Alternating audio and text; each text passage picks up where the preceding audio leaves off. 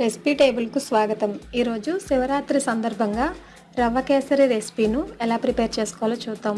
ఈ రవ్వ కేసరిని ఒక 15 నిమిషాల్లో అప్పటికప్పుడు ప్రిపేర్ చేసుకోవచ్చు. ఎంతో రుచిగా ఉంటుంది. అలాగే శివునికి నైవేద్యంగా కూడా ఈ రవ్వ కేసరిని సమర్పించవచ్చు. కావలసిన పదార్థాలు ఏంటో చూద్దాం.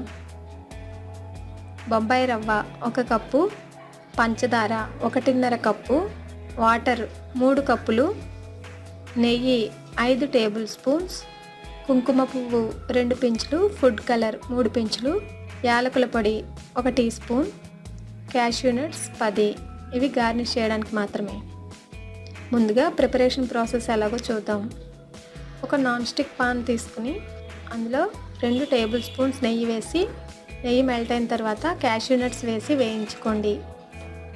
Cashew nuts light golden brown colour వచ్చే వరకు వేయించుకుని వాటిని ఒక ప్లేట్లోనికి తీసుకుని పక్కన పెట్టుకోండి. ఇప్పుడు ఆల్రెడీ ప్యాన్లో నెయ్యి ఉంది కదా, ఆ నెయ్యిలో రవ్వను వేసుకుని వేయించుకోండి. లైట్ గోల్డెన్ కలర్ వచ్చే వరకు రవ్వను ఫ్రై చేసుకోవాలి.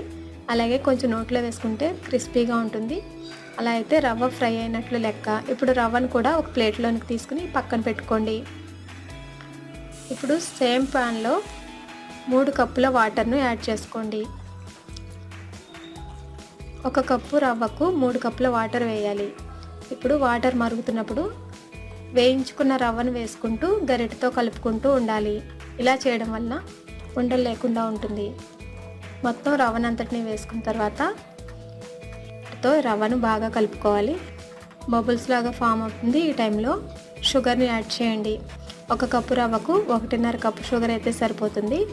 షుగర్ని వేసుకుని బాగా కలుపుకున్న తర్వాత బబుల్స్ ఫామ్ అవుతూ ఉంటాయి. ఈ టైంలో కేసర్ అలాగే ఫుడ్ కలర్ను యాడ్ చేసుకోండి. తర్వాత క్యాడ్మమ్ పౌడర్ను కూడా యాడ్ చేసుకోండి.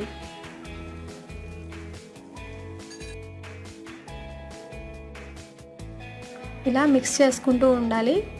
ఎక్కడ ఉండలు కట్టకుండా చూసుకోవాలి. ఇప్పుడు 2 టేబుల్ స్పూన్స్ నెయ్యి వేసుకుని మరలా బాగా మిక్స్ చేసుకోండి. ఇలా కలుపుతూ ఉంటే నాన్ స్టిక్ ప్యాన్ గోడలకు అంటుకోకుండా ఉంటుంది. ఇలా అంటుకోకుండా నాన్ స్టిక్గా ఉన్నప్పుడు ఈ మిశ్రమాన్ని మనం వేరొక ప్లేట్లోనికి తీసుకోవాలి. ఒక ప్లేట్కు నెయ్యిని వేసుకుని బాగా అప్లై చేసుకోండి. ఇప్పుడు మనం సిద్ధం చేసుకున్న కేసరి మిక్సర్ను ప్లేట్లో వేసుకుని సమానంగా సర్దుకోండి. కొంచెం టైం అయిన తర్వాత చాకుతో డైమండ్ షేప్లో లేదా మీకు ఇష్టమైన షేప్లో కట్ చేసుకోండి. ఇలా షేప్ కట్ చేసుకుని పెట్టుకున్న తర్వాత చల్లారిన తర్వాత మాత్రమే కేసరి ముక్కలను తీసుకోవాలి.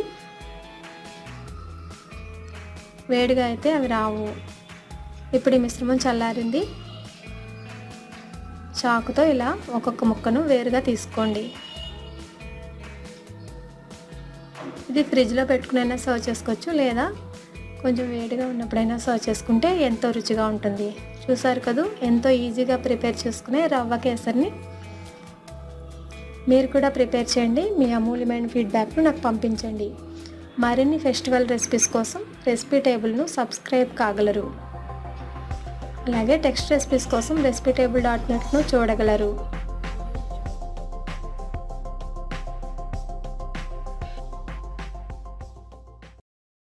ధన్యవాదములు.